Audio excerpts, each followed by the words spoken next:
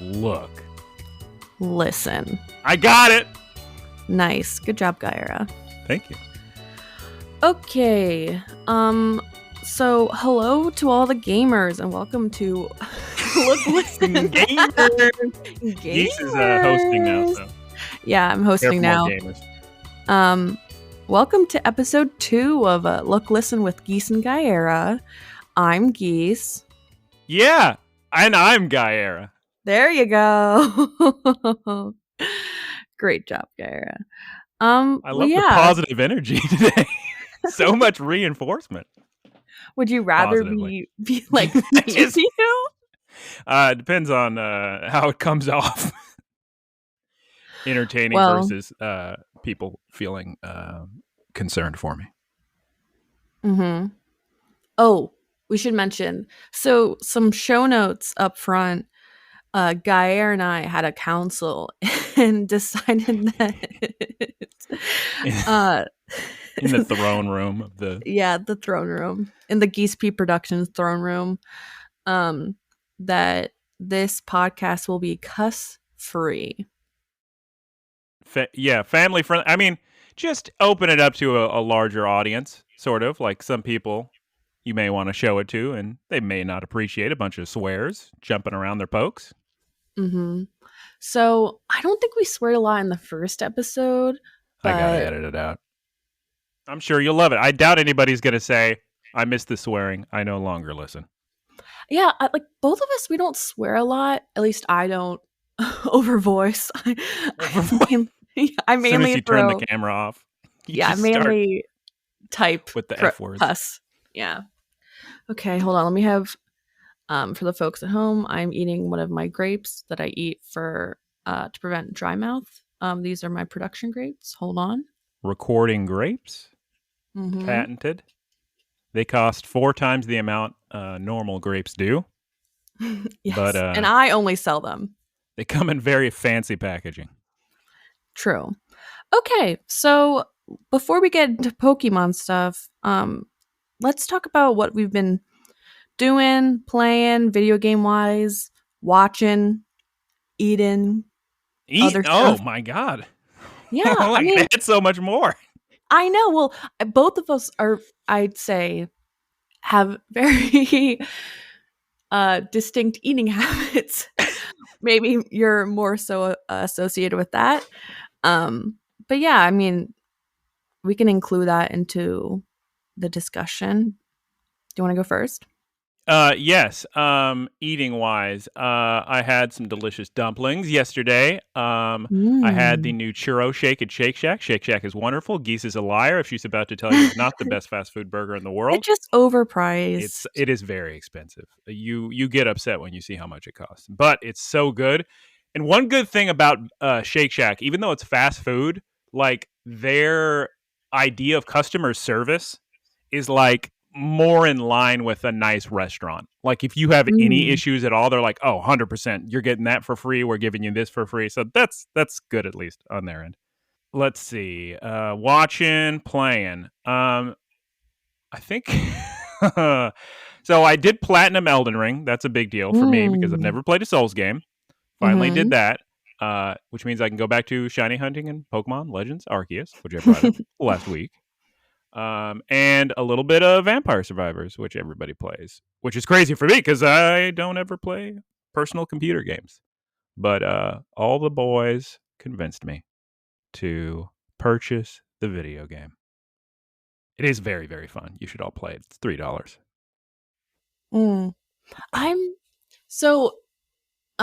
Aaron, aka Professor Ticklebits, friend of the show, bought Pokemon Arceus to play, and I think he played like 15 minutes of it. Oh, and so he's gonna give it to me, and I'm wondering if I should start it or not. I don't know if I'm gonna like it.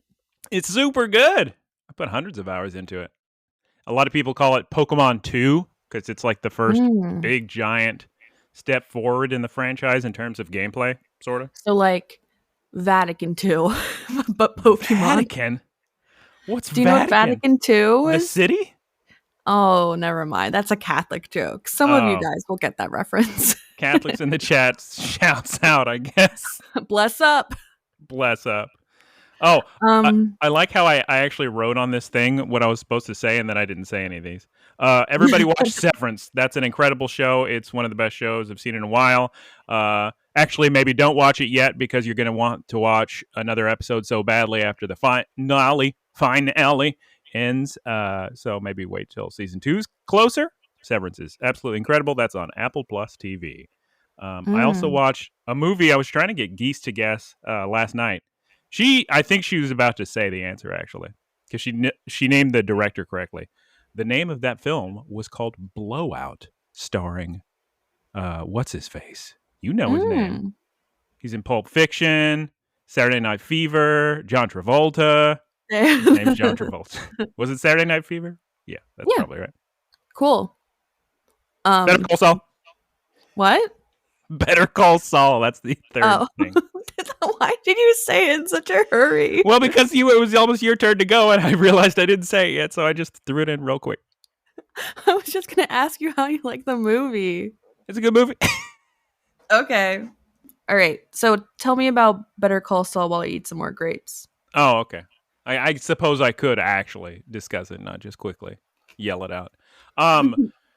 Absolutely incredible. I already said this to a number of people, but if you're one of these people who like Breaking Bad and then aren't caught up on Better Call Saul, and you're like, oh, maybe I'll watch it later. I was kind of bored.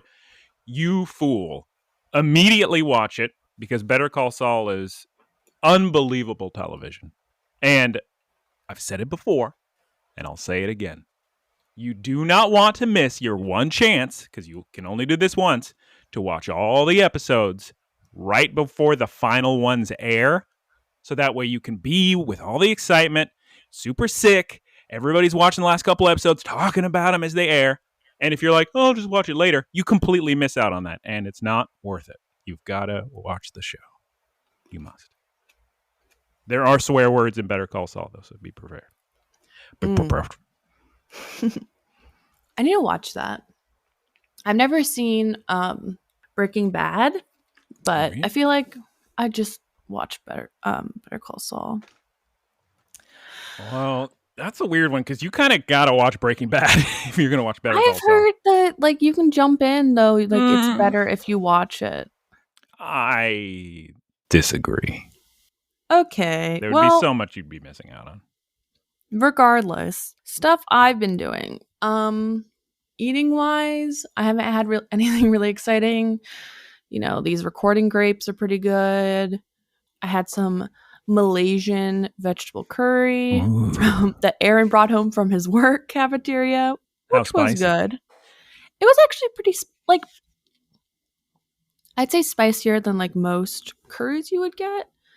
It was good. I liked it. Yeah, I don't think Aaron really liked it though.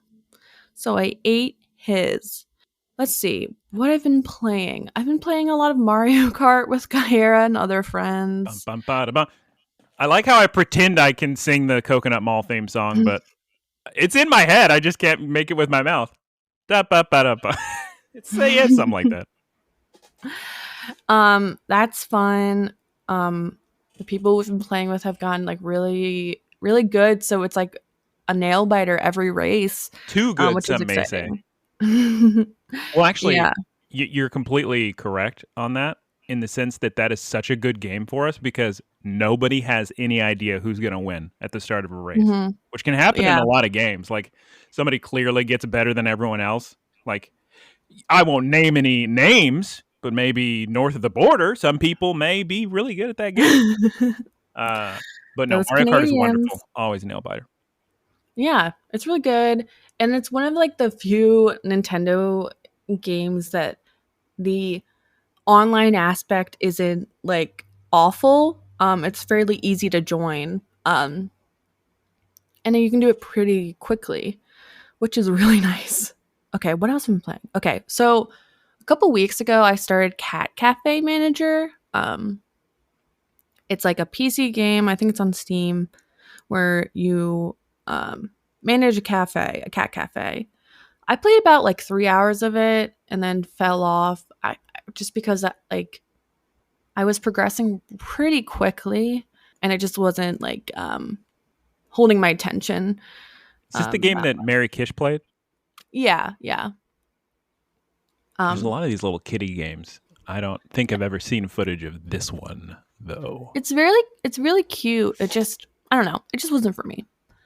Um, I'm trying to think of what else. Geese Peep Stamp, not for me. Oh, in terms of like what I've been watching, I've just been like rewatching I Think You Should Leave on Netflix.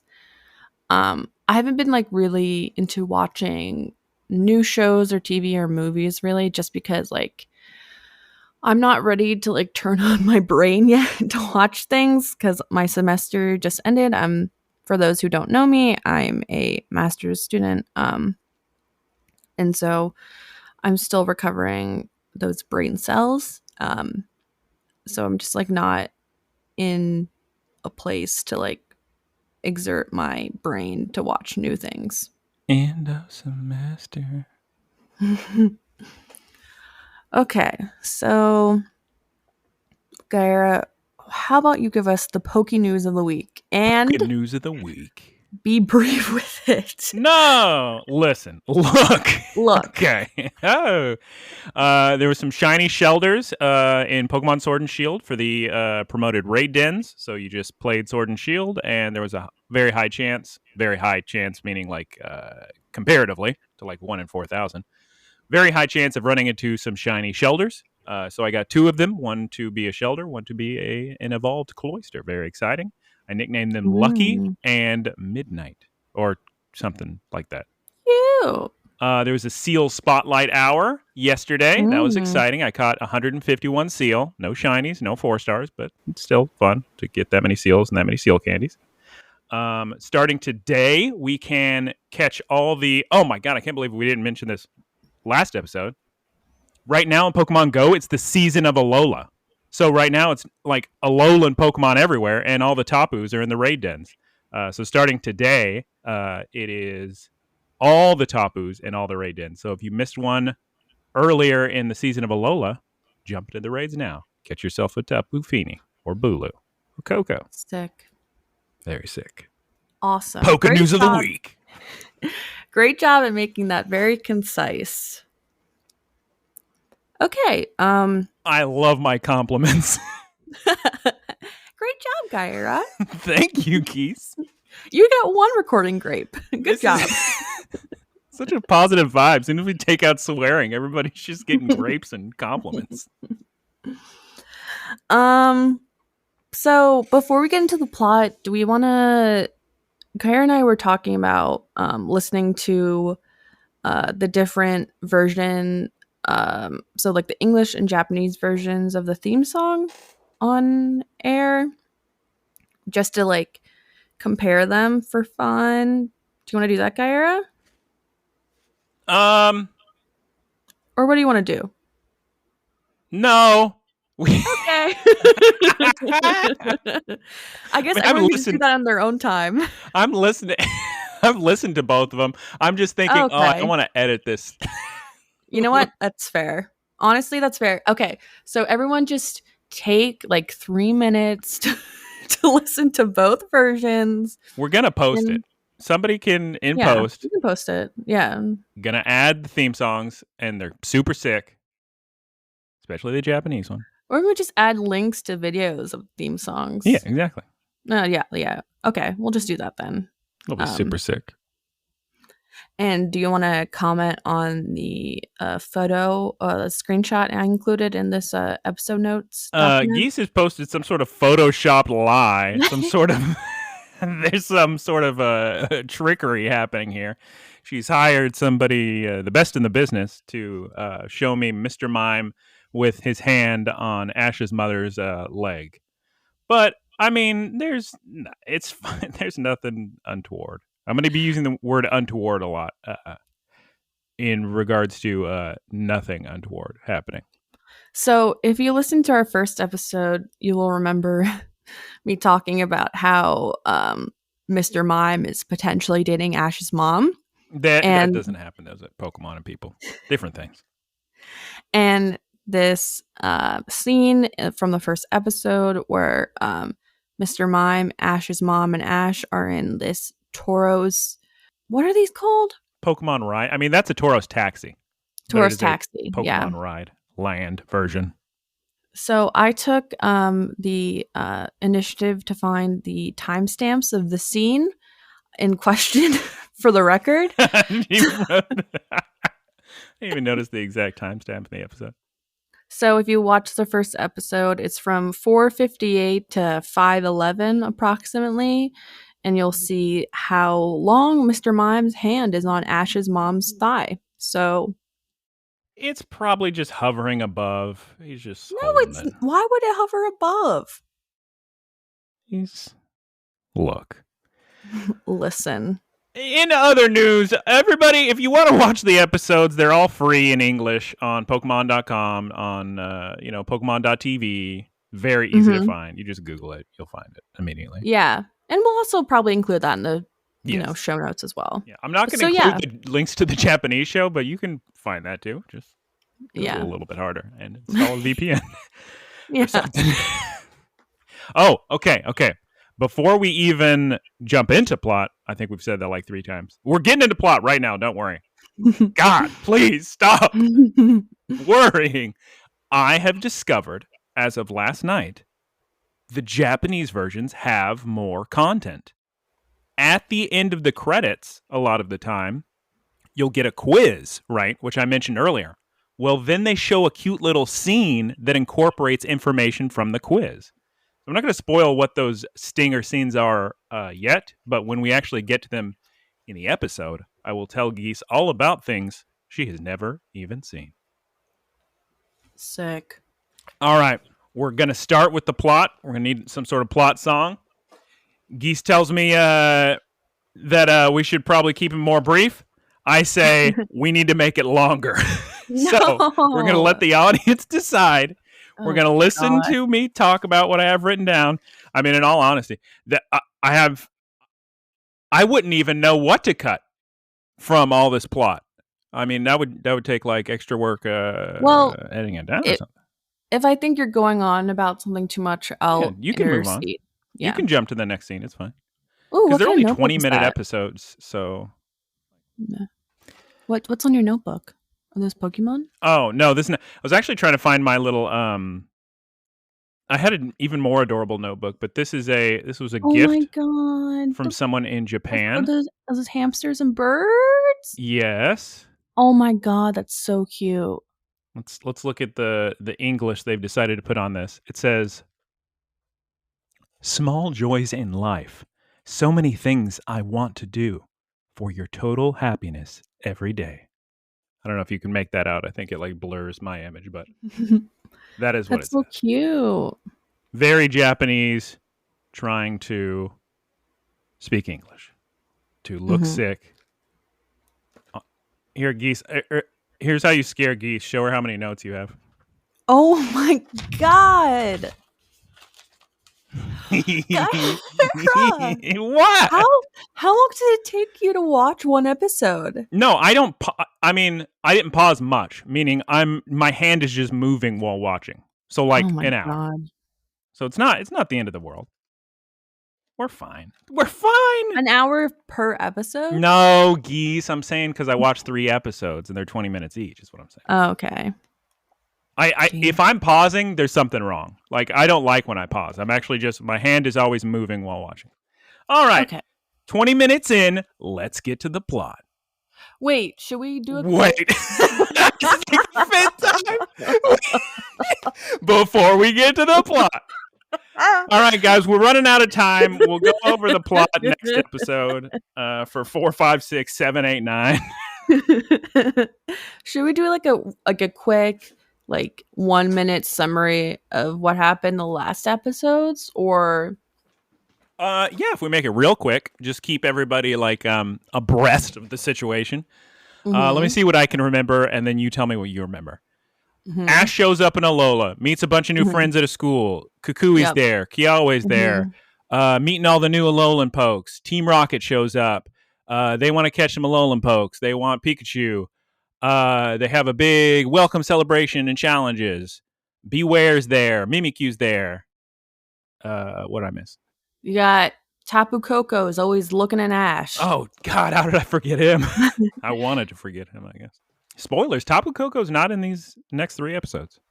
Yeah. He must be busy. There's Z rings, Z moves, Z crystals. Very sick. Is Just that what you were gave me writing the- earlier when you just kept writing lowercase z and backspacing it? No, I was trying to control Z, but my finger kept slipping from control. Yeah, I think that's a pretty good summary. I just said nouns, so I hope the nouns told you the plot. That'll just, Yeah. yeah. Get the juices flowing in Exactly. the old memory banks.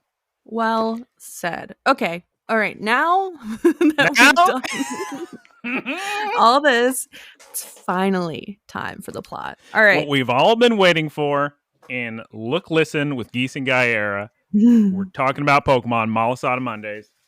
Blow my nose. And episode 4, which in English is called... I have to scroll up because I was on episode 120 on the list here. Episode 4 is called First Catchin' Alola, Ketchum Style in English, or in Japanese, It's Mokuro, Catching Pokemon in Alola. I believe it's referring to Rowlet. Sick. Episode 4, whatever I just said. Mm-hmm. So we start off with our boy Litten, which, as you'll remember, Ash jumped on his tail, and we've been kind of following him around. Like I kind of like already that they're doing that. Like they're slowly introducing these characters, so we see them before they get like super involved. Litten's eating some fruit from this nice old lady at like this market stall. We see some picky pecks and some rowlets flying in the air. I guess there's like a migration because the old lady's going on about, oh, this time of year is when you're going to see all these birds. Yeah. Litten seems concerned about the birds because they're just everywhere eating all the berries. I think he's concerned because like the fruit seller lady gives Litten berries, but the birds come and she like lets them take berries as well. So I think Litten's just concerned about the food. Yeah, everybody that is not Litten is very happy to see the birds and sharing all their food. She tells Litten, food is free over here anytime you're hungry. Come on over, Litten. Come on. Also, we should mention quickly that the Peaky Pecks, that's what they're called, right? Picky pecks? Yeah, the first stage of that bird line in Alola. They like look like, I'd say like woodpeckers. They're woodpeckers. They look like pileated or like downy woodpeckers. The woodpecker Pokemon. They evolved and Rowlet is a very circular owl. He's a cute little boy. He's a ball of an owl. He's adorable. Geese, thank you very much. It is very important that we actually describe the characters and don't assume that people know all the Pokemon. Mm-hmm. Pickyback's little woodpecker. He evolves into Trumbeak. He evolves into Toucanon. He has a weird evolution cycle because Toucan is just a dang toucan, not a woodpecker. So, whatever. Pokemon can do what they want. Okay, So then we're done with Litten. We immediately cut to Grubbin. I don't know if it's the same Grubbin we saw in the earlier episodes, but he's the little guy with the little pincers. And Grubbin's having a battle with Ash. Rotom's telling Ash all about Grubbin, like, oh, we see a little battle, pretty traditional battle you'd see in an early episode of Pokemon. Rotom teaches Ash how to catch a Pokemon, which, again, is funny because of Ash's endeavors and adventures. I think he knows how to catch a poke. Geese, guess what we get at this point? What? Good faces. Yeah. We could just call this podcast Good Faces because there's some good faces. We'll screenshot. Yeah. So 2 things. One, Grubbin is like a beetle Pokemon, for reference. Like a larva kind of thing. Like a grub. Yeah. Oh my god. Wow. And also something about this, and like this happens throughout the episode.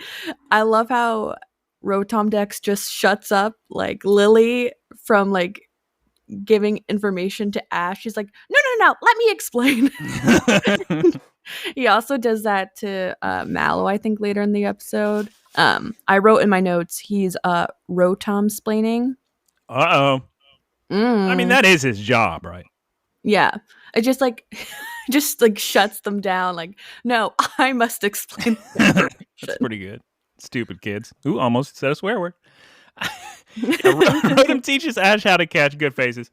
So all the kids are there too, watching. Like I believe it's Lily, Mallow, the whole crew. They're on the edge of their seat with this Pokemon catch because Ash throws the Pokeball at Grubbin, and the Pokeball moves a couple times, but then the Grubbin pops out, and they go, so close too, which is directly from the game, which I like because that's what it says when like your Pokemon pops out at the last second. Grubbin scares Lily. Lily says, "Nuh-uh," as she always does. Then the battle continues. We see a really cool, sick, or quick, as I combine the two words, sweep of the leg. Grubbin grabs Pikachu's leg with his like spitty, what do you call that stuff? Gooey stuff out of his mouth. It's like a spider's web kind of stuff. Yeah. Yeah. I don't know what's called. Like spider's web. I don't know. It's like that material. Anyway, that takes Pikachu out. He's pretty beat up. So they all go, oh my God, we need to get Pikachu to a Poke Center. Well, some of us are going to go to Pokemon Center. Some of us are going to go back to the school and tell Kikui everything that happened. So then we cut to Beware and Team Rocket, our favorite characters. So at this point, it's pretty much established here that like Beware is like keeping them hostage in Yes. like an is it like an empty? It's a hollowed like out hollow tree It's where like a big Beware old keeps tree. all his little fruit. Mm-hmm. But it's a big tree. Like it's a nice, that tree's bigger than my apartment. So yeah. it's a nice tree. At this point, we see that Jessie is trying to catch Mimikyu. She's just like throwing a Pokeball, and Mimikyu doesn't want anything to do with it. Meowth explains how to catch Pokemon again to, I guess, the audience. Is like, you can't just throw a Pokeball. You gotta like weaken it first. Yeah, the show's really helping new Pokemon trainers, which can be good. Like Geese mentioned, Team Rocket is very scared of Beware at this point because he's terrifying and he has them hostage. Okay, at this point, how does it come out? Does James just have his luxury ball sitting there and Jessie notices it? Yeah. Because she grabs it and she's like, oh, I'm going to use this to try to catch Mimikyu. Because luxury ball in the games, it's like a really nice place for your Pokemon, so they love being in that ball. I think it like can increase friendliness. Of course, Love Ball does that too, but I think in the it's a nice show, in looking the ball. English version, they called it a fancy Pokemon ball. That's super weird because Or it's maybe 100% I'm a luxury ball. misremembering that. Well, I don't know.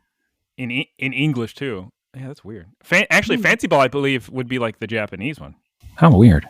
Anyway, James protests. He's like, no, that's for my collection. Don't use that. That's not your Pokeball. It is a nice Pokeball. I mean, come on, James. Just go to the store and buy another one. It's not a big deal. And isn't James rich, like canonically? Like he comes from a really wealthy family? No idea. Sick. The answer is yes. Okay. He doesn't want it to be used, but Jessie throws the luxury ball anyway. Turns out Mimikyu likes the luxury ball. Jessie catches Mimikyu. Who saw that coming? James then cries. I believe we have some good faces. Okay, at this point, Beware grabs Jessie and yells, time to eat? Meowth must say that, right? Beware pours honey into everyone's mouths. Yeah. It's unsettling. Or feeds them, yeah. But they like it. No, it's apparently absolutely delicious honey. It's just animation-wise, like, I don't know how to feel other than uncomfortable of this pouring of the honey in all their mouths. But this is interesting. I mean, this establishes their relationship maybe a little bit more, that it seems like maybe Beware is kind of protective of them, which we've already gotten, but maybe he's less of a threat to Team Rocket specifically. Okay, so now we cut back to the Pokemon Center, or not back to the Pokemon Center for the first time. Mallow and Ash went to the Pokemon Center, so I guess all the other kids ran off to Kukui. Pikachu's all tuckered out from the battle. He's laying on a little stretcher. Blissy's there helping. Blissy's the evolution of Chansey. There's no way you guys have never seen a Chansey. Come on now. It's the egg Pokemon. They're always helping pokes. They're very good at healing. and helping injured people out in the wild and in Pokemon centers. Rotom is explaining what a Pokemon Center is.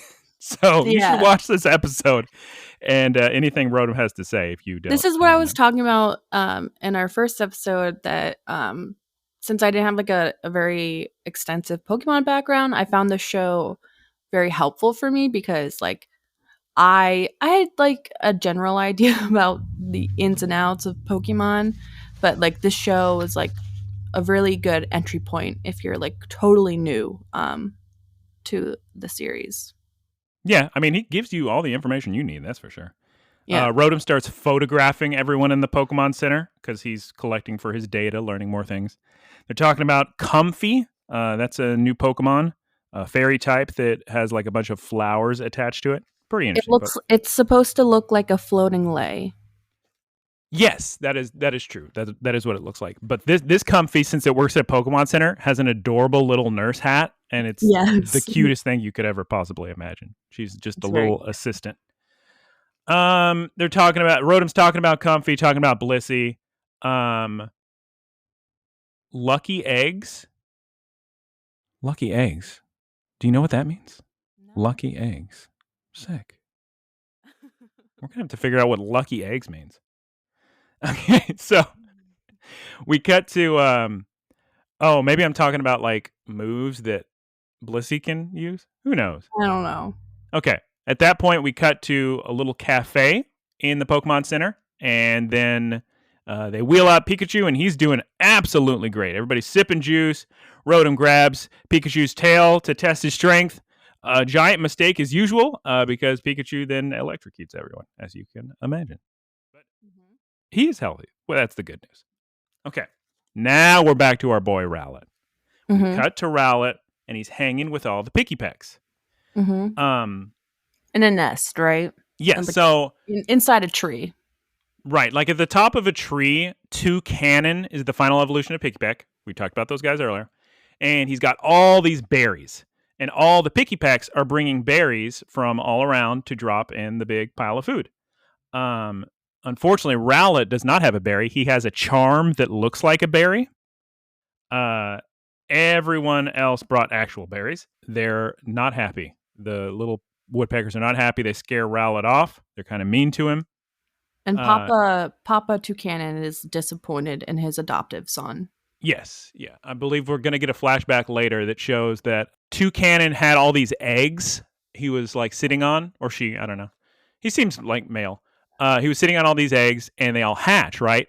And they're all Pikipeks except for one baby Rowlet. So who knows how that Rowlet egg got there? I don't know. Maybe they reveal in a later episode. Who knows? I don't. Okay, so we cut from all the Pikipeks to Ash and Mallow. I don't know if it's the next day. Sometimes time in this show is not 100% clarified with the audience, but they're eating some tasty fruit. And they say, gosh darn it, it's time to catch a Pokemon. Because at this point, I don't think Ash has caught any Pokemon in Alola yet. Bone Sweet, which is Mallow's Pokemon, adorable as ever. Looks like a little berry. Oh my god, what a cute little Pokemon. And it has this like fragrance that makes it smell like a berry. And berry Pokemon. The berry Pokemon. Yeah, you Geese can use baby voice in here all she wishes. That's allowed and acceptable. And nobody can tell her. The Bound Sweet produces a very a delicious fragrance, and everybody loves it. I mean, we're talking Pikachu, we're talking Ash, Mallow. They do this little red face with their little blushy cheeks. They love it. We see Rowlet flying above them, who also smells this incredible smell. And what's Rowlet need to do to impress his family? Get a berry. So he thinks Bounsweet is a berry, and he like dives down to get it. But Bounsweet attacks with its little propeller petal things. It actually looks pretty sick. At that point, Rowlet explains, or Rotom explains Rowlet to Ash, because Ash is like, "What's that?" Yeah, this is when Rotom interrupts Mallow, who's about to explain it. He's like, "No, let me explain." I got it. And then I actually think Mallow's the one that says this, that Bounsweet is used to Pokemon attacking it because of its aroma. Yeah. So it's like, this is no big deal to Bounsweet. I mean, it is an adorable little berry Pokemon, but it can hold its own, as evidenced by its attacking Rowlet. Rowlet gets kind of messed up. Like from the attack, he tries to land on like a power line or something, but then ends up falling from the sky. He's kind of like knocked out a little bit. And Ash, being the good person he is, runs over to catch Rowlet before he hits the ground. And then I guess at that point, Ash puts the Rowlet in his backpack because Rowlet wakes up in the backpack. I know that much. I think so. So Ash must have already put it in there. This is the first time we see Rowlet in Ash's backpack. It's adorable from second one. It's going to happen a lot. You're going to see it a lot. I'm pretty sure it remains adorable, yes. They feed Rowlet some melon. Very fast. Does this Rowlet eat this melon? Ash asks him, do you want a banana? Yes, he does want a banana. And then he goes to like rest on Ash's arm, digs into his arm. He's very adorable, soft fluff ball.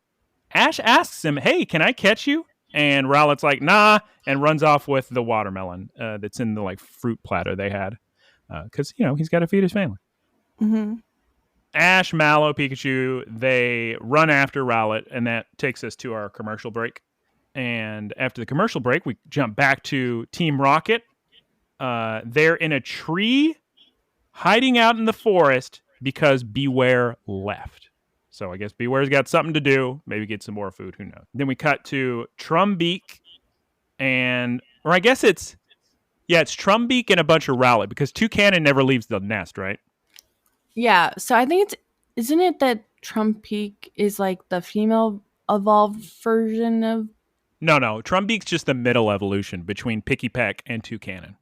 Oh, well, like the way that they frame it in the show is like that's the mom. Oh, really? I didn't catch on that. Or that's how I read it. I don't know. Either way, they're here to steal the food. Because remember, Beware has the giant stash of berries. So all the little woodpeckers are here to steal all the food. The Beware gather. Okay. So then we cut to that scene I mentioned earlier with Toucanon remembering all the eggs hatching. Rowlet brings the watermelon to the nest, and everyone is very proud of Rowlet. He's smiling.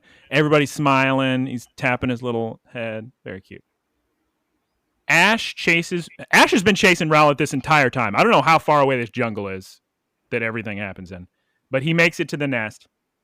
And Rotom describes every one of these woodpeckers in painstaking detail. And you know what? Even I know like everything about Pokemon. I didn't know about this whole Toucanon has a hot beak attack thing. Maybe that's like a special move he had that I never used him in battle. I don't know. The animation looks cool because like the way his beak is designed, it's like a progressive like stripes. So it looks like how you would show like temperature. So like as it heats up, like it gets redder, the beak gets redder. So it's pretty cool looking. We see that Rowlet hides in Ash's backpack. And then Team Rocket appears out of nowhere and throws a giant net over the birds, which they always do. Like in every series, they're always throwing giant nets over Pokemon. They do their sick little Team Rocket anime intro. Flowers and kanji. Ash and Mallow just yell at him. Team Rocket is here. Now, this time, you can't feel too bad for him because they're here to get the berries back. I mean, those berries do belong to Beware. So they're not even here for that bad of a reason. Other than, I don't know, they'd probably steal the Pokemon too if they had the opportunity. They watch Pikachu. They want Pikachu. So Jesse throws out Mimikyu, and Mimikyu uses his Shadow Ball attack on Pikachu. Pikachu throws an Electro Ball. Rowlet helps his friends. I know he uses like a leafage attack, right? To like prevent the Shadow Ball from hitting everybody. We have a whole battle between Pikachu and Mimikyu. The battle continues. Pikachu is tossed to the ground from a tree branch, so this entire battle's happening on the tree, like kind of high up where that nest is. He looks all beat up. Okay, this is when Rowlet uses the leafage to protect Pikachu because the Shadow Ball, I guess, is coming right for him. So he protects him, and then he flies down to pick Pikachu up to take him away from danger. And then Pikachu shocks Mimikyu, and Rowlet, at that point, cuts open the net with his little feet. And then Beware grabs all of Team Rocket, like he does every single episode. Yep. He walks back to the jungle. He grabs his berries. Who tries to explain they were trying to help? The kids? To Toucannon? I don't remember. The last thing I wrote in my notes for this episode was, Rowlet is a baby and I will die for him. So that is really all you need to know about this scene. Because everything happens very quickly. All the Pikipeks are very happy with Rowlet, because not only did Rowlet bring the melon, but he also saved them all by opening up both the nets for the little birds and for the big birds. He's an absolute cutie pie. He's proud of himself. And Ash thanks him. Rotom compliments Rowlet. And Ash says he won't catch him because he's got this, family. And everybody there is like, what do you mean you don't want to catch him? It's like, look, he's got all his little woodpecker friends in his family. He doesn't want to come with me. And then everyone's confused about that, but we see that Rowlet's sad. So Toucannon says to him in Pokemon language that it's okay, you can go. And so then Rowlet flies to Ash's backpack, and then all the cute little Pikipeks are saying goodbye, waving, and Ash is like, wait, you want to come with me? And then Rowlet responds in a positive manner, and Ash pulls out a regular Pokeball, and he just holds the Pokeball out, and then Rowlet goes right inside of it. Rotom's completely confused by this, by the way. He says, you can catch a Pokemon that way? You could just ask a Pokemon, hey, do you want to be on my team? And they're like, yes. Apparently, it does work that way. Rotom had no idea. In my version of the show, it then says, Pokemon Getto. I don't know what it said in English, but it was very exciting in Japanese once he gets the Rowlet. Rotom back in the pack. First poke. Notes? Yeah, these notes at the end of this episode are something else. Rowlet loves being in the backpack. That's what we're trying to get. And he's like the perfect shape for the backpack. He fits so snug in there. Yes, he does. He's absolutely adorable. And that's when we hit the to be continued. Mm-hmm. And episode 4 has concluded. Mm-hmm. And now it's time for water breaks and bathroom breaks. Yes, thank you. Thank you. It's so hot in here. Turn on the fan. The audio quality, Guyera. I didn't hear my fan. I don't think. I'll think about it. All right.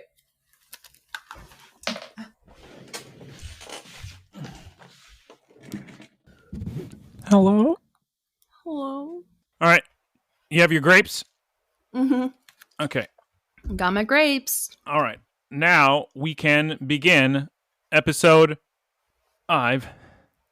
And now, episode 5. In English, yo ho ho, go poplio. Or in Japanese, ashimari, give it your balloon. I like the indecision that at the end of the way you said that. Give it your balloon. You wouldn't believe how they wrote it in here. Because I think what they did is they tried to emphasize the characters that would line up in Japanese. But they end up like making an English word you can't emphasize. They wrote balloon, but did the 2 L's as the big capitalized inflection point, emphasis point. How would you do that? Balloon. L, 2 L's together is not something you can like hit real hard. I don't know what they expect me to do. All right, we open with the Poke problem. Lana asks, what type is Poplio? I don't think you get this in the English version, Mm-mm. but Pokemon quiz. And we're going to talk about that later in the episode. All right, so how do we open? It's a beautiful morning. We've got Rockruff and Pikachu playing at Professor Kikiwi's. They're like rubbing up against each other. Kukui? Just absolutely adorable. Kukui. Kukui. That's what I said. You said Kukiwi? I didn't say Kikiwi. That's like a New Yeah. Zealand Pokemon region or something. Kiwi. Mm, Kukuis. we'll see. We'll look. Ash runs out. Rotom, of course, is there. He's like, oh yeah, Rockruff loves little chin rubs. So do that. And then Ash runs to school. We see Poplio and Lana on the way. They're practicing their little bubbles. I think they're just on a beach on the way to the school, right? Yeah. Why is she shouldn't she be in school? Poplio falls into the water and then hops out. Ash makes it back to the school. Everybody says Alola, Alola, minasan. Rowlet's here. Oh my god, that little scamp. He hid in the backpack, and Ash is like, oh, that's where you were. I was looking for you. He's always sleeping. Yeah, he was sleepy. He's a sleepy little boy. Today in school, Kukui is teaching lessons about the sea, of all things. Going on about fishing rods, and oh my god, Geese.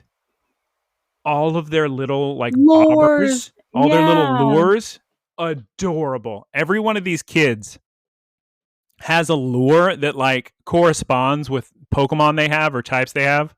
Lily's is like a Clefairy, but everybody else is like Pokemon they actually have. Like Kiawe has a little Charizard, Ash has a little Pikachu. Yeah. Lana's is, I think she has Lana has a ton of fishing rods, which we're going to learn later, but I think she's got like Lapras and Poplio and all sorts of water types. This also points back to what I was saying in the first episode about how the show like feels like very fleshed out and like very detailed, and that like they took the time to like make these like little lures like for each character. They're just like cute, just like everyday objects look like or are Pokemon themed in this world, which makes sense to me. You know, their whole world revolves around it. Yeah. So as we are talking about fishing rods and whatnot, who's spying on them? Not Tapu Koko, but Team Rocket.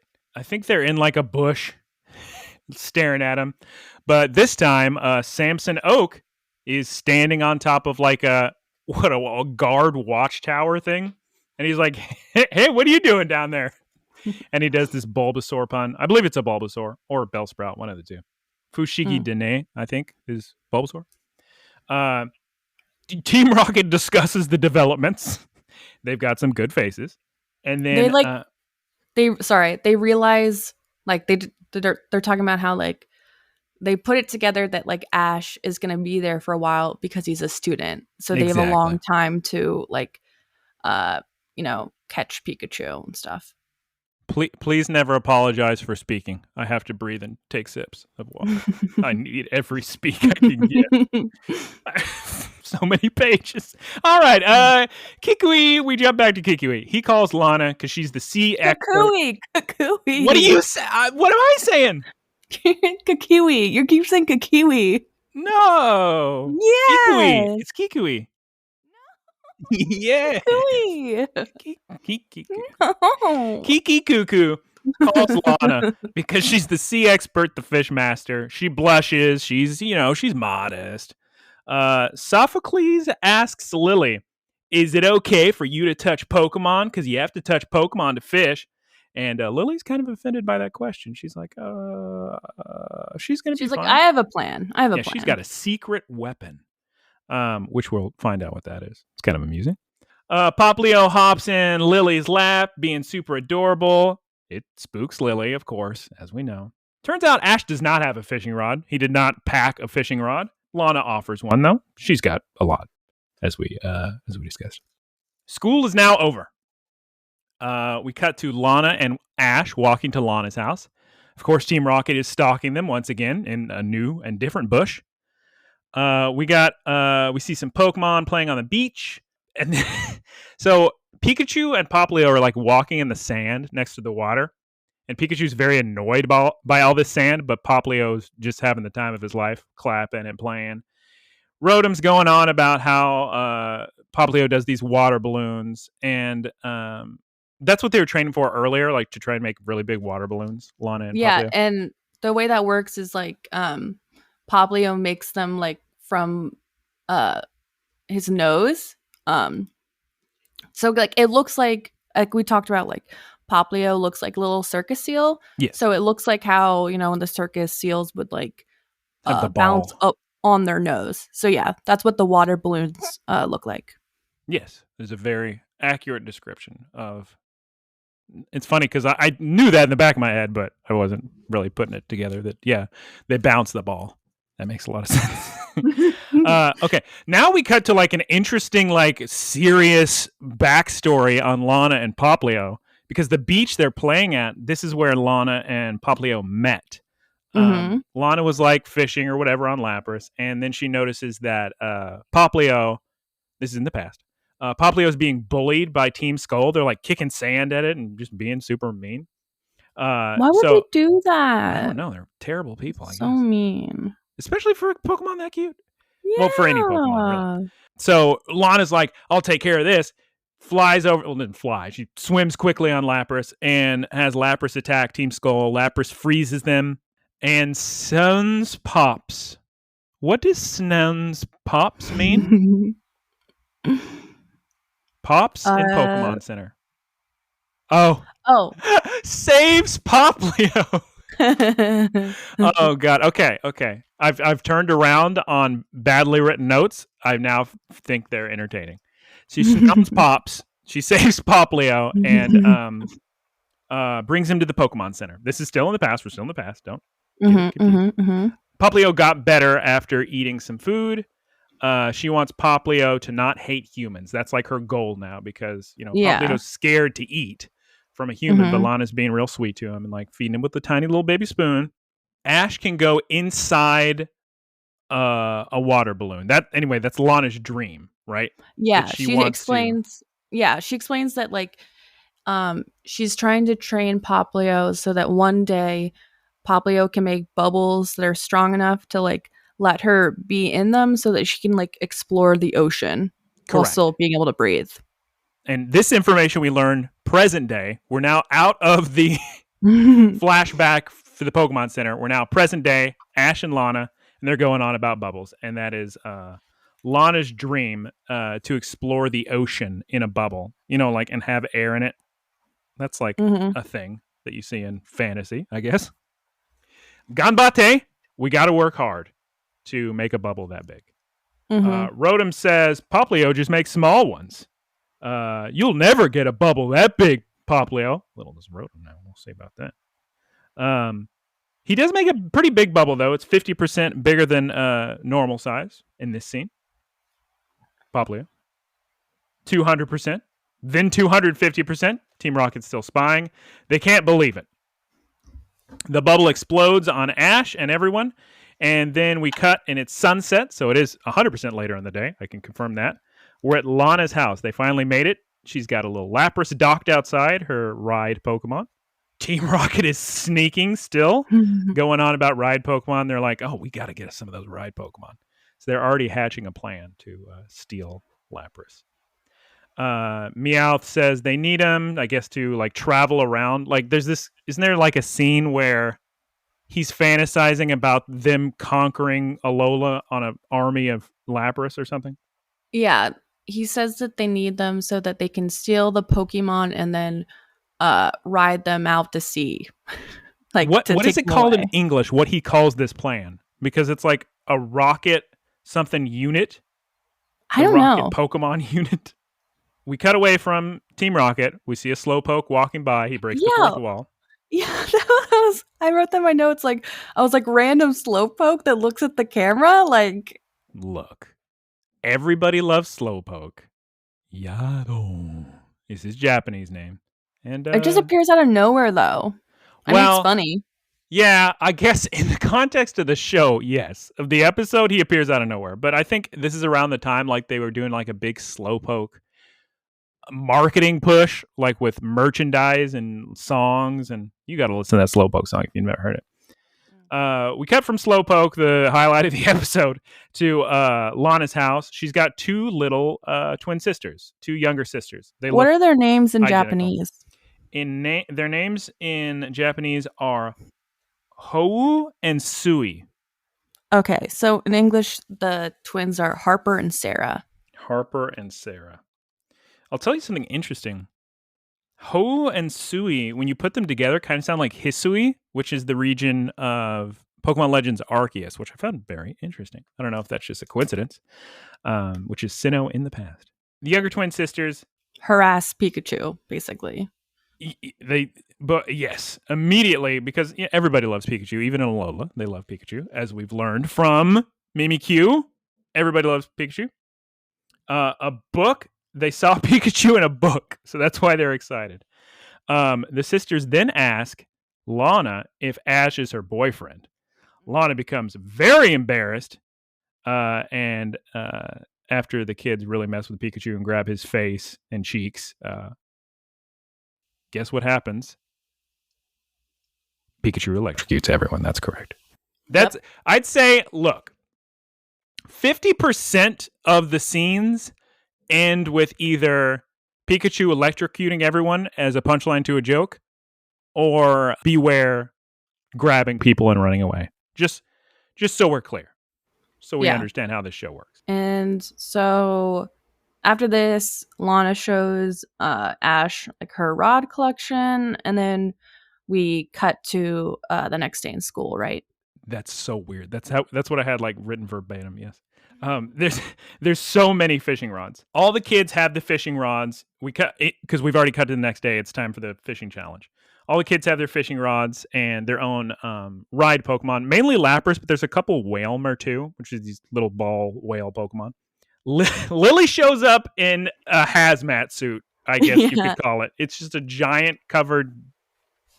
It's a hazmat suit. Lana is now the teacher. They call her Lana Sensei. She's a little bit nervous about it, but she's going to do a good job, I'm sure.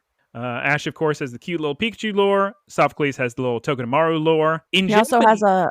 Oh, sorry. He also has a high-tech hyper rod, he calls in English. In Japanese, it's Ultra DX Master O2. Oh.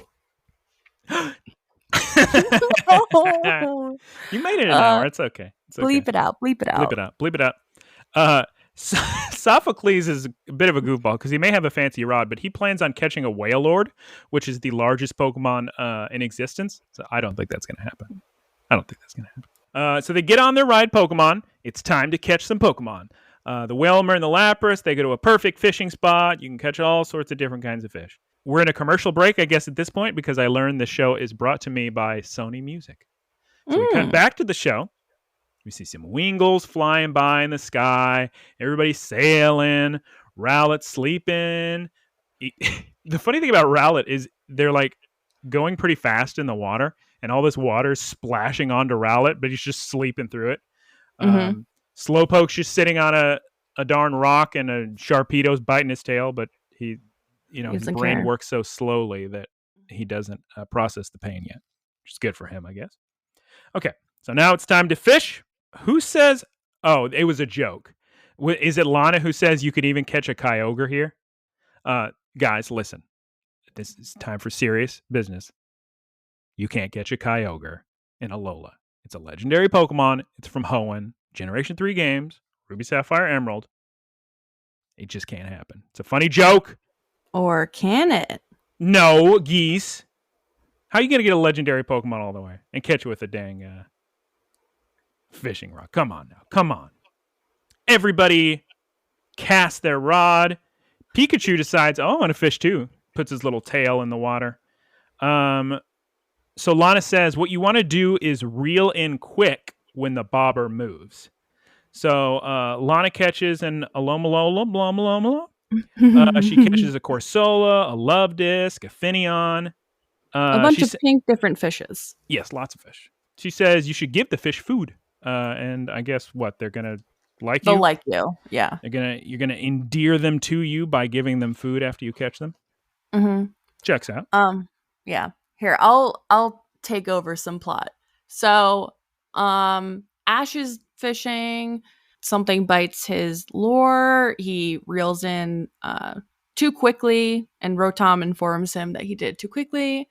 And then we see Mallow fishing, and something catches her lure, and then she reels in too slowly. And then both Mallow and Ash yell at Rotom to shut up. Yes. Kiawe's like, I like fire types, so I'm not. I'm bad at Yeah. fishing. And Sophocles He's is been being a a nerd. nerd about his giant fishing. Yeah. Magikarp bites Pikachu's tail and smacks Ash in the face with the Magikarp, and then the Magikarp jumps back in the water. Now we get a big deal. Lily catches a melodic. Well, she doesn't catch it. Like, she gets a melodic with her fishing rod, which is a super rare Pokemon. For anyone who's not familiar with melodic, like, that's a big deal Pokemon. In Ruby, Sapphire, and Emerald, which is when that Pokemon was introduced, the steps you had to take to get a melodic were insane. It's known as like a beauty Pokemon. Can't just catch in the wild. You have to find this super rare Pokemon called a Phoebus, which is like the ugliest fish Pokemon in the world. And you have to like go in this cave and play the game for like 12 hours and fish on like this very specific square. And it's like a 1% chance to even get the Phoebus. And once you do that, you have to get Phoebus's beauty to the highest amount. And you can mess this up super easily. And you have to take it into all these beauty contests in the game just to evolve it into a melodic. So it's a big deal that she finds a melodic. After the melodic, does the melodic hit Ash too? Everybody hits Ash. Yeah. Then it swims away. Kikyu Cuckoo blows the whistle. I guess the fishing is over, or we're just at a break? We cut back. He says it's a 15-minute break. 15-minute break. We're back at the beach. We see some Pelipper flying by, adorable Poliwags, Corsola walking by. Team Rocket, during the break, flies in their big giant Meowth balloon to steal all the ride Pokemon and accidentally Rowlet. They didn't intend to steal Rowlet, but Rowlet was hanging out with the ride Pokemon, so he's just sitting there. Is he asleep? Yeah. Probably. So the kids chase after Team Rocket. Good animation. Big heads. Like, they're having fun with the animation, like we mentioned last episode, where they do like these big faces to like, because it's a zoomed out shot where you can see like everything, but they make the faces real big so you can see the look on them. Very funny. Team Rocket's like, oh, you can't save these Pokemon, and they show a diagram how if Pikachu used a Thunderbolt, it would like hurt all the Lapras and the Wailmer. So instead, he just uses Iron Tail. But it was very sick, because doesn't he run and jump and double jump off of Rotom? He's just floating in the air, and then Iron Tails open the net. They need new technology, like Wile E. Coyote over here. Everything's always getting destroyed. Okay. He Iron Tails the big net, and all these Pokemon start flying, but they're going to hit the rocks. Oh, so no. What does Poplio do? He forms a giant water balloon, what we've been discussing this whole episode, to protect everyone. So he makes the biggest water balloon known to man, and all the Lapras, all the Wailmer, they just bounce off the little balloon, go bloop, bloop, bloop, and they're all completely safe, and everyone is very excited. Lana says, will not forget. When did she say we're not going to forget that you made a bubble this big? Oh, no. She says that to Team Rocket. Yeah. It's like scary. Like, yeah, I will never forgive you. I will never forget this. That was like the art style when that happens. It's like a super serious anime, not like this goofball. I thought that was really amazing. So at that point, Jessie throws out Mimikyu, and this is what happens now is what I thought should have happened earlier, which is, since Rotom can fly, he can just like bring Pikachu wherever. So Pikachu's riding on the flying Rotom. Poplio's attacking Mimikyu's Shadow Ball with more of his little water bubbles. Rowlet's helping too, uses a Leafage to destroy the Team Rocket balloon. And what happens then, Geese? 50% of the time in the show? Beware comes. Does Beware? We see Beware like running towards the camera on the water to come yeet Team Rocket away. It's very impressive. Rotom has to add it to his data that, Mm-hmm. apparently they can run on water now. Very impressive. Everyone is safe. Good work, everyone. They call Poplio the MVP, the VIP, some may say. We have one of the few podcasts with nothing but VIPs here. I don't know. Hello. I don't know of any other ones. Sophocles being a big nerd, like complaining, is he really the MVP? You can, Sophocles, calm down. Let Poplio have his moment in the sun. It's okay. The balloon Rotom has calculated is 1,000% bigger than yesterday's balloon. We knew you could do it, even though it's illogical, says Rotom. Poplio shows off another giant balloon. Ash flies in the air from it, and we close on Slowpoke. And I believe that is the end of the episode, correct? Yes. Incorrect! We have a Japanese exclusive outro stinger. So, if you'll recall, at the beginning of the episode, I said there was a quiz where Lana asked what type is Poplio.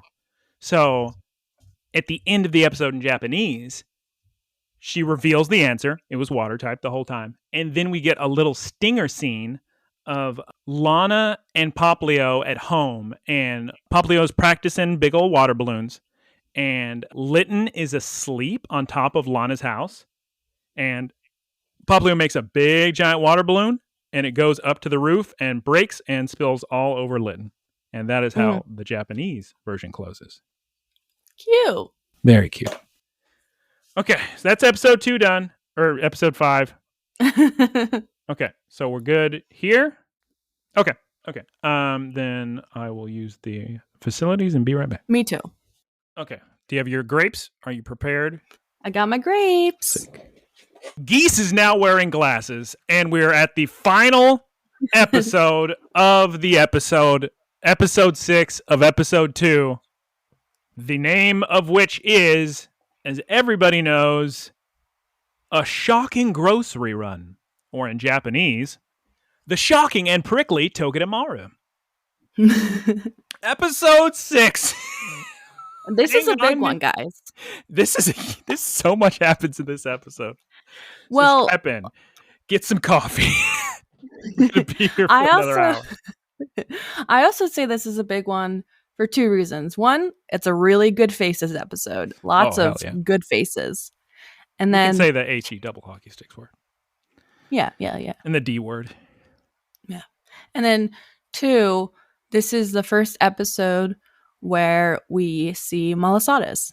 It's a very good point, Geese. It took us all the way till here for Malasada Monday to meet its namesake. All right, let's jump in to the final episode. We got a lot to get through. We open with, Geese doesn't know this, another poke problem, this time with Sophocles. And he asks, what am I afraid of? And then he lists like some multiple choice questions. We start the episode proper. We see Kikui, Professor Kukui, Professor Kooks, asking Ash, hey, do you want to go to the mall? You want to eat something? Oh, wait, I can't. I'm needed at a lab. I got dumb work to do. And he says that researchers called him and they want to debate him about Pokemon research. That's what it says in English? That's a basic summary of it. Interesting. Yeah, from what I was watching, it just seemed like he was called into work and had to do a bunch of stuff at work. Also, hold on. Before we begin. Hold the phone with geesepeep. So, if last episode was the Lana and Poplio episode, this episode is the Sophocles and Togedemaru episode. Yes. I just want to state that out front. Yeah. Yeah, you're going to hear the word Sophocles and Togedemaru a lot this episode. Yes. Ash would adore training right now for battling. Kikui wants days off, but he's got to go. He can't have the day off. It's too bad. Oh my God, Geese. At this point in the episode, you see Ash's shirt. Ash has the sickest shirt I have ever seen. The level of detail in this show is unbelievable. I know, right? It's crazy. I love the show. So, like, the people who made the show love the Pokemon. Yeah. Yeah, I mean, you can tell that because enough time has passed since the show started that you can tell the people working on it grew up with the show. Yeah. So what is on Ash's shirt? It's the sprite from the original Pokemon games of the Pokemon model when you're surfing. Like that little, looks kind of like a seal type thing with Oh, little I was arms. wondering what it was. I knew it was like Pokemon related. I just couldn't like figure it out. That's so cool. It's sick, and it fits for like a Lola that you'd be surfing around to have that sprite there. Great attention to detail. So this episode's starting off strong. Ash is home alone. He's drinking some juice. The narrator says, "Oh God, he's gonna get in trouble." Ash is like, "We should practice catching Pokemon." And we see Rowlet snoozing. He's on like a what do you call those things? Shelves. Is that what you call them? He's on a big shelf. Yeah. He's sleeping, but then he falls over in his sleep, knocks everything over, ruins Ash's new shirt with all the pineapple juice. Rotom says, "We got to do some laundry." And Ash is like, "Oh yeah, I love laundry. I'm good at doing laundry." So he runs over to the washing machine, proceeds to put in 1,000 identical lab coats that belong to Kiki Cuckoo's professor. Yeah. So And Professor Kukui, like his daily outfit is just, some board shorts and a lab coat and no shirt underneath. So he just has, I guess, like, a lab coat for every day of the week. Exactly. And then every other day of the month is one. So Ash is like, "Oh, I'll help Kukui. I'm going to throw all these darn shirts in here." So he completely overloads the washing machine, pours the entire box of detergent into the machine, and Rotom is concerned and asks him, "Hey, did you put the correct settings on that?" And he's like, "Oh yeah, easy. Simple Simon." Something like that. We can kind of guess where this goes with the laundry. It's going absolutely wild, and Rotom starts yelling, "Emergency! Emergency!" because there's soap absolutely everywhere. Pikachu and Ash try to clean it up, but they're too hungry. They're too hungry to clean up. So there's soap everywhere, but then they need to grab some food. Rotom says, "You got to cook the food." And Ash says, "I don't know how to cook." Yeah, can we talk about this? Because, like, Ash has literally explored the world. Look, I'm much older than Ash, and I can't cook. I don't hold it against the boy. That's, you got me there. But yeah, like, Ash is just like a big old himbo in the show, which is cute. To be fair, like Brock did the cooking in the original series. That's true. So, like Guyera said, he tries to eat like what looks like, I guess, like raw bologna or something. I don't know what it is, like meat of some sort. But yeah, Rotom's like, "Yeah, we need to cook that." I watched how to cook in a YouTube video. Yeah. But they cut a bunch of vegetables. They add some salt and pepper, far too much. And then we get a fun little pun that even worked in Japanese. Must be the same name. Rotom says they need to flambe the food, and Ash thinks about the Pokemon Flabebe. Ash tries to eat his bucket of pepper and salt, whatever. It's absolutely disgusting. He makes a good face. Then at this point, maybe mute the podcast, he vomits on Pikachu's face, which is an interesting choice. I don't know if they show that in the English version. Oh, they do in Japanese. I mean, it's like stylized, like it's sparkly vomit. It's I can't remember. Shiny. I don't remember. But I was surprised they showed that. Of course, Pikachu reacts to this how 50% of all episodes end Geese, which is he electrocutes everyone. That is correct. And so if they didn't show vomiting in the English version, why did Pikachu do the electrocution? Oh, maybe I guess I didn't read it as vomiting. Maybe I just read it as like him spitting up the food. Oh, okay. Yeah, maybe. I don't know. Yeah. Anyway, they don't have any food left. They ruined it all. So they got to go shopping. And we cut to a very cool shopping mall that they're going to go to. I love how much time and detail like they spend on like describing how cool the shopping mall is. To be fair, it's a very sick shopping mall. You got adorable little Pichus sitting on kids' heads. Slowbros, Psyducks, Eevees, all their trainers, Growlithe. It's a sick shopping mall, Geese. Come on. Rotom looks at the directory of the shopping mall. Turns out Sophocles is here. He's with Togedemaru. Togedemaru is absolutely adorable here. Togedemaru runs to Pikachu, and we're going to learn pretty soon, gives Pikachu a big giant hug. Rotom at that point goes on about Togedemaru, that it's steel and electric type. Did I say last episode it's fairy type? If I did, No, you said steel and electric. And then Togedemaru gets too excited and just starts rolling around out of happiness and cannot control itself at all. Even knocks over Ash. And I have a swear word written here, so I need to edit that. Blank over tea kettle is what Ash goes through. Ash and Sophocles start talking. Sophocles says he wants some ice cream. Ash does as well. He's a hungry boy. He needs the ice cream. He needs it. He's so enthusiastic about it. This is not a desire. It is a necessity. Pikachu's also excited about the ice cream. Okay, I don't think this ever leads to anything, but for whatever reason, right before they go to get ice cream, Sophocles seems very suspicious. Like his reaction to Ash saying, "Oh yeah, let's go get some ice cream." He does this face like I think he's got some evil plan to poison Ash or something. I don't know what that's about. I think I read it as that like Sophocles is like a big nerd and he's suspicious of why anyone would like want to hang out with him. Oh, that's too bad. I don't know. I have no other way of like knowing how to read that because like it's also a little bit confusing. Let's assume the best. I don't know what it's supposed to mean. We cut to the most exciting part of the day, malasadas. Team Rocket is serving malasadas to people. Malasadas, of course, are donut-type treats, confectionery, sweets that are popular in Hawaii.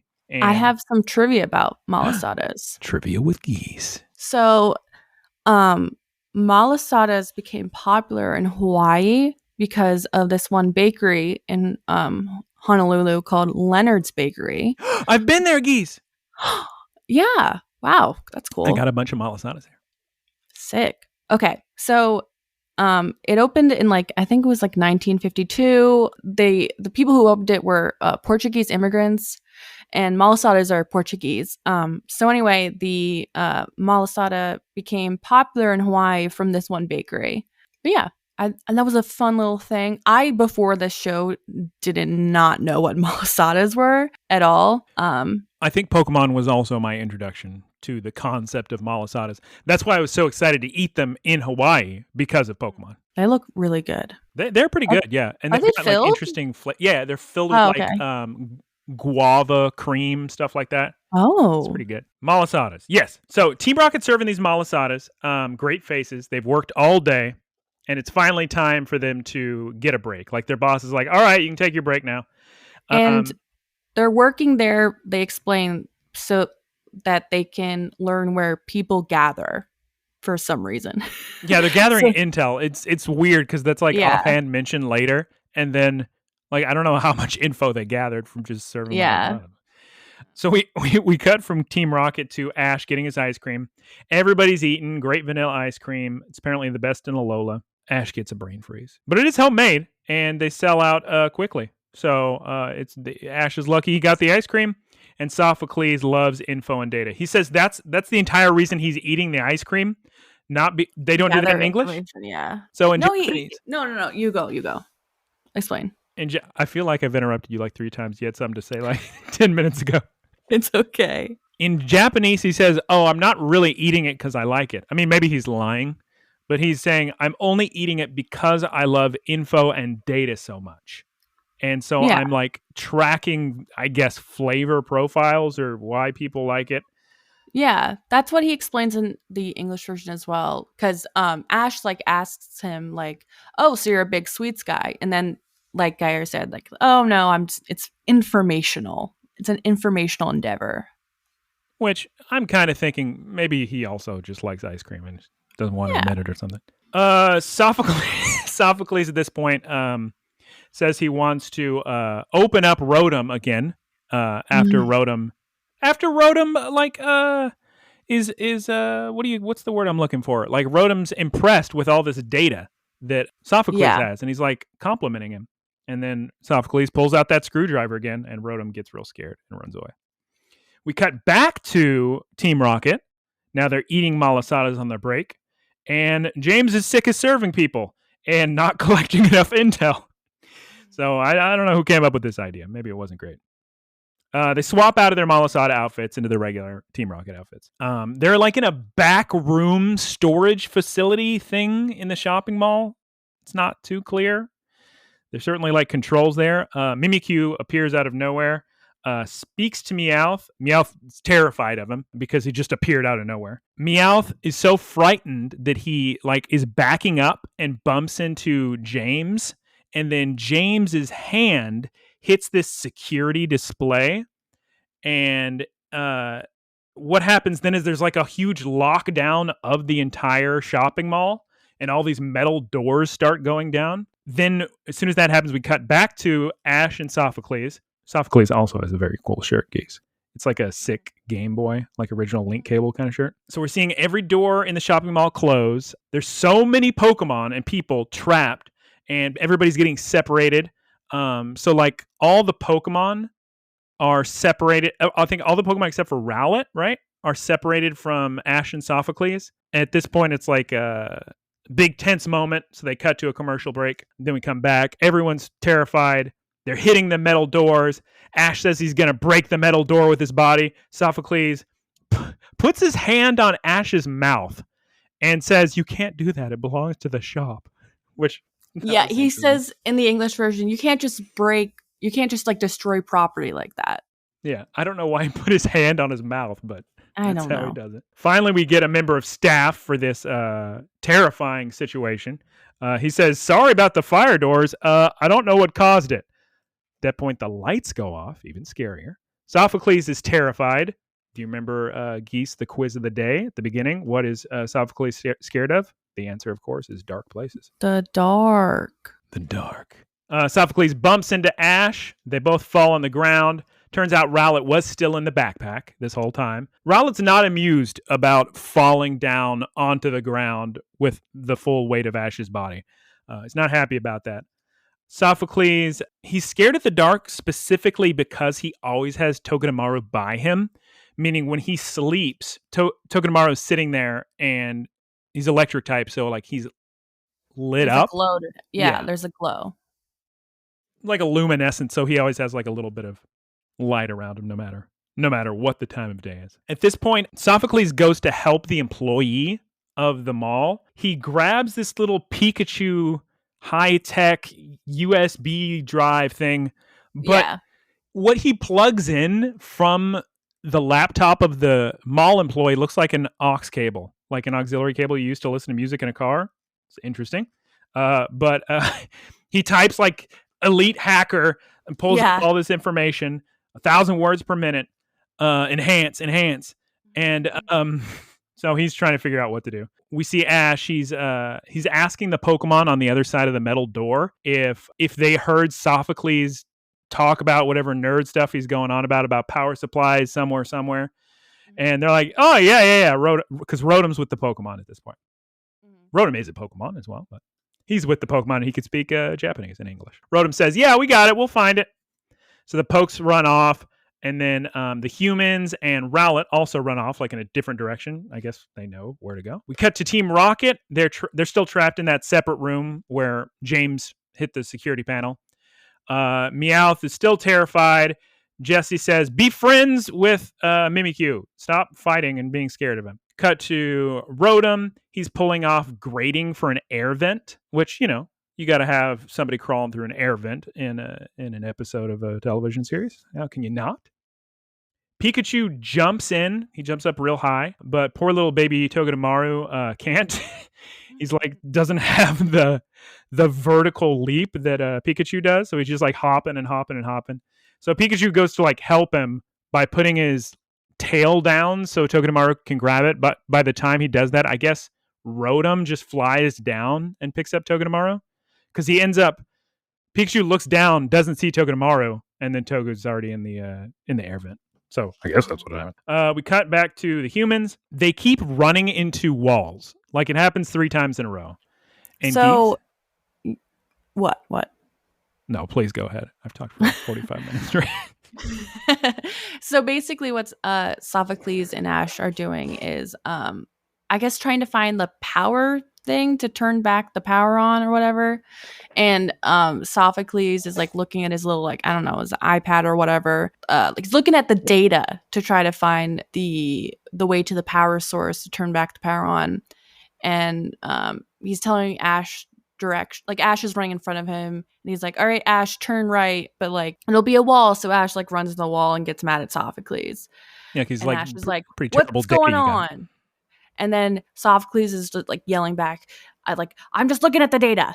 They do it 3 times in a row, and I thought it was interesting because like in comedy there's a rule of 3s, so the third time should be different. And I guess the third time was kind of different because at least Rowlett was reacting on the third time, like very annoyed. They keep running into metal walls. Yeah. At that point, we cut back to Team Rocket. The room is now dark. They're very frustrated. Jesse is losing it, attacking the door.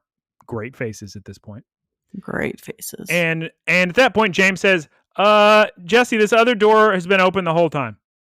So you just see an open door that they didn't try. Jesse is very unhappy. Cut back to Ash. Another closed door. Another. According to Sophocles' data, it should not be locked. Explain yourself, Sophocles. They fight. More doors close. So at this point, a door is actually closing behind them, and they're going to be trapped in a very small little section.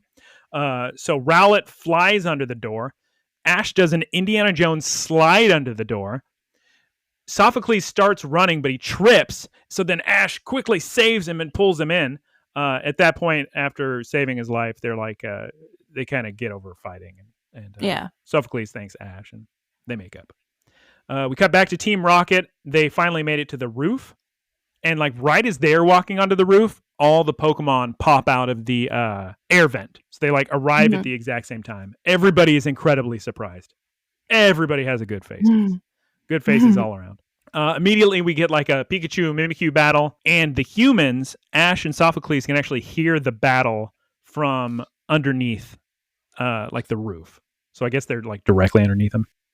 They're like directly underneath, I think, an air vent, so that's why they can hear them. Oh, that makes sense. Because the air vent's right there too. Togedemaru's running from the Shadow Ball. He's very scared. Pikachu jumps to protect Togedemaru and is thrown off the building. It's very terrifying. You don't know what's going to happen to Pikachu.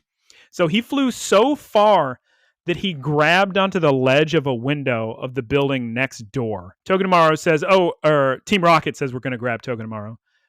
Jesse says it has these cute little sparks because, if you'll recall, Togedemaru has abilities that allow it to become very powerful, but not necessarily just on its own. At this point, sorry, this episode's a big one. At this point, the kids, Sophocles and Ash, finally make it up onto the roof. They came up the same way Team Rocket did and said, "You did this?" And Team Rocket then does their classic intro. Pikachu at this point still hanging on by a thread across the street, yelling for help. Ash runs over. Team Rocket stops him, and then Sophocles does like a Jimmy Neutron brain meld. Brain blast. Like, I gotta think. And then he brain blast. Exactly. He brain blasts and comes up with a plan and says, "Wait a minute. Tell Pikachu to use Lightning Bolt." Thunderbolt is the name of it. Anyway, Pikachu does that after Ash tells him to. And what happens? Of course, Geese. Lightning Rod is the answer. Yeah. I didn't know if you're going to wait for me to say it or not. I like your mouth started moving, then it didn't. So Lightning Rod. So, if you remember, I think it was from like episode 2 or 3. They're doing the bunch of surprises for Ash. Balloon and pop. One of the challenges or surprises is that, Ash has to compete with Sophocles to pop all the balloons. And so if you all remember, Ash tells Pikachu to use Thunderbolt to try to pop all the balloons, which Sophocles plans or like was expecting. And so Togedemaru, since her ability is Lightning Rod, absorbs all the electricity and then uses that to discharge and pop all the balloons. So we've already seen this a similar thing happen before. And now we see it used practically. Pikachu uses Thunderbolt. Togedemaru absorbs it, and then Togedemaru goes wild attacking Team Rocket. Yeah. Like a great deal of power from this. Togedemaru attacks Team Rocket. Rowlet flies over, saves Pikachu, and then what happens, Geese? Our favorite 50% of the time? Okay. And I love this scene because you just see like on the like it's sunset, like the sun is super big in the sky, and it's like the top of the buildings, and all you see is like the silhouette of Beware like jump down.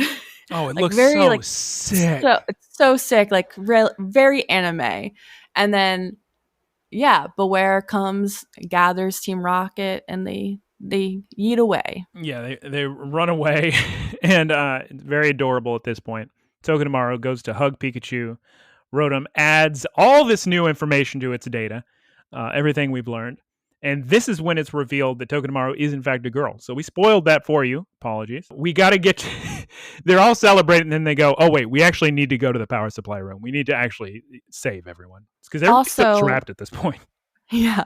Also, when Sophocles tells Ash that Togedemaru is a girl, Ash like responds like, "Oh, so they're like siblings, you know, they're like brother and sister." It's very cute. Oh, I Did it? don't know if that was in Japanese. You know Oh, what's funny really? about that, though? In Hmm. Japanese, there is no word for brother or sister.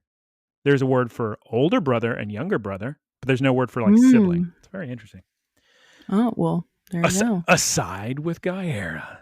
Okay, so I guess they saved the day off screen because we Yeah, get they one yeah. line of dialogue that's like, we should go to the power supply room," but then immediately cut to they're just on the street walking, having a great time.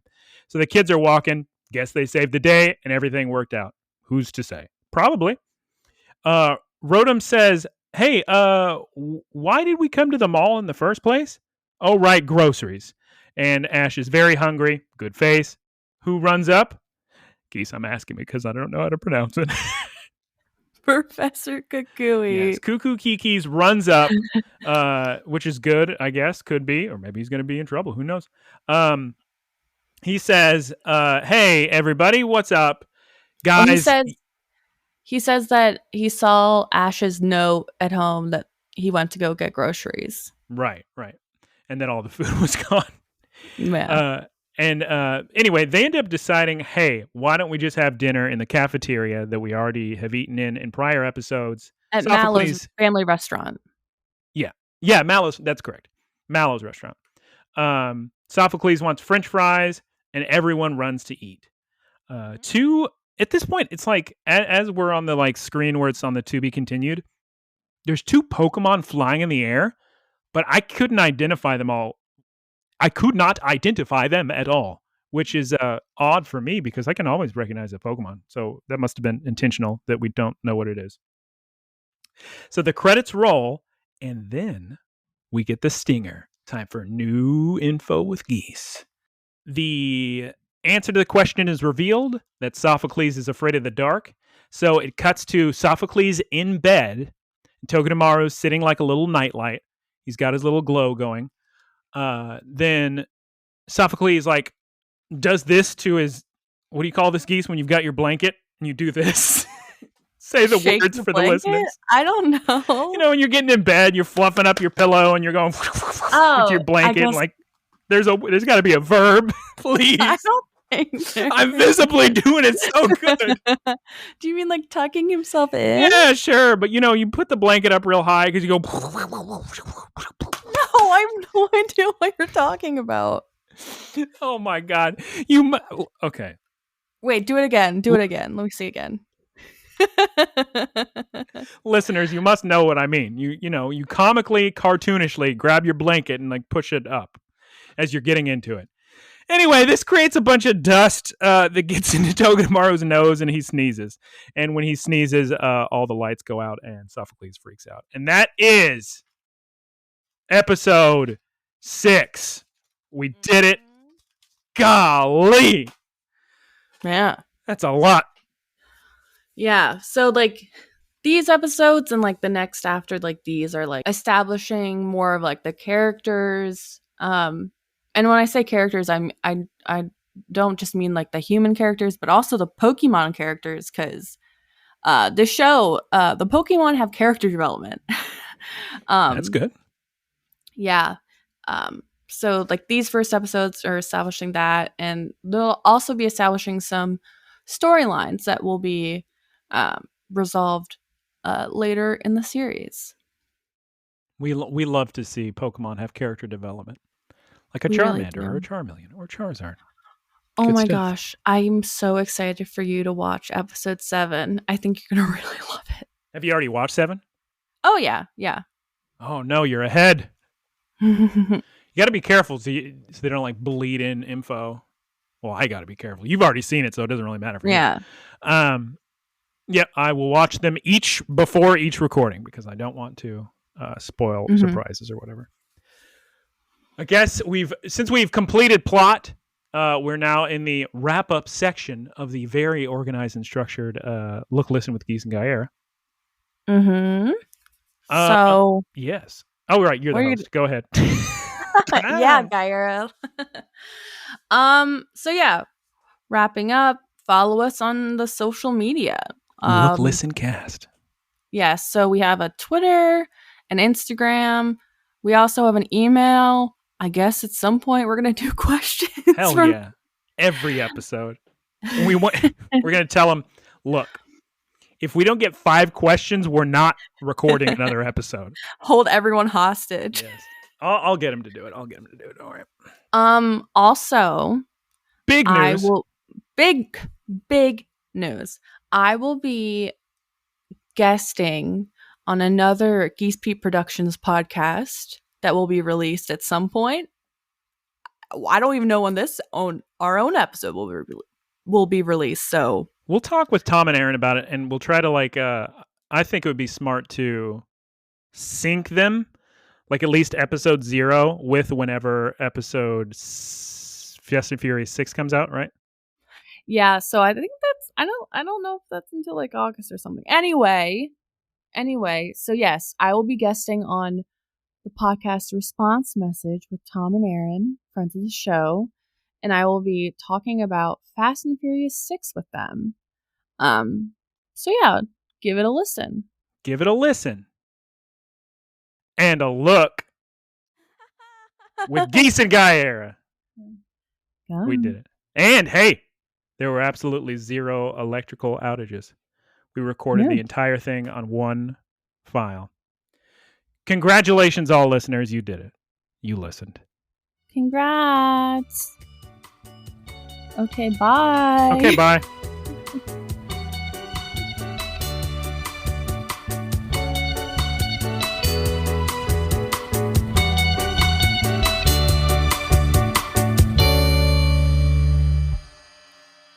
Howdy, y'all. It's me, Geese Peep.